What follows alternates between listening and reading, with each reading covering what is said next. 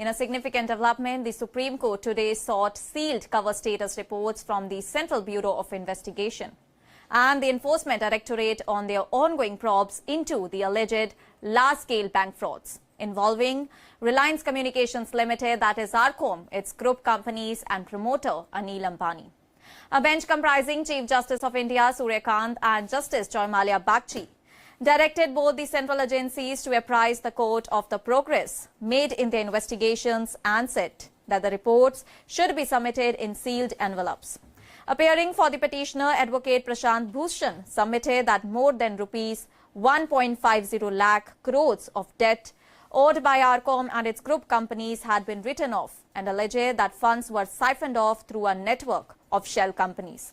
Describing the matter as the largest bank loan fraud in the nation, Bhushan told that neither Anil Ambani nor RCOM had appeared before the Supreme Court despite earlier notices.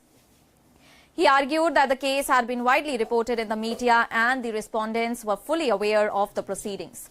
However, in interest of the justice, the court granted them a last opportunity to appear and issued fresh notices directing the Registrar General of the Bombay High Court to ensure proper service and file a compliance report.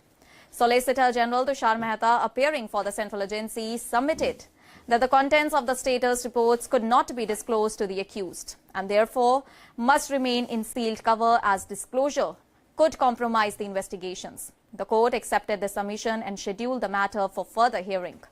After a period of 10 days, and the case arises from a public interest litigation filed by former Union Secretary E.A.S. Sharma, represented by advocates Prashant Bhushan and Pranav Sachdeva, seeking a court-monitored probe into what has been described as a large-scale organized banking fraud by RCOM and entities of the Anil Dhirubhai Ambani Group.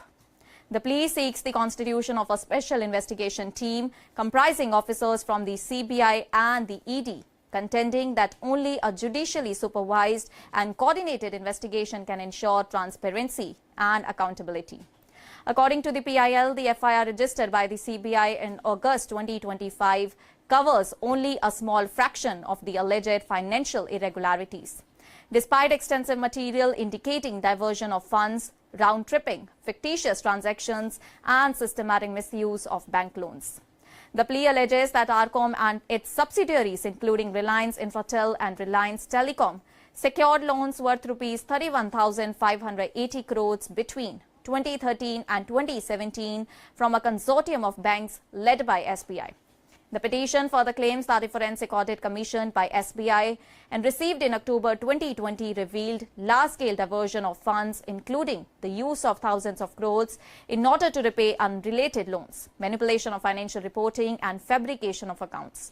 Despite being in possession of this audit report, the plea alleges that SBI waited nearly 5 years before lodging an FIR in August 2025, a delay that, according to the petitioner, raises serious questions about possible collusion or deliberate inaction by bank officials. The PIL also alleges that investigating agencies have failed to probe the role of bank officials, auditors, and regulators, calling it a critical failure, and points out that findings of systematic fraud and diversion of funds have been judicially recognized in a decision of the Bombay High Court. In addition to a court-monitored investigation, the petition seeks the constitution of an expert committee under the supervision of the Supreme Court, in order to recommend structural reforms in banking and regulatory oversight in order to prevent such alleged frauds in the near future.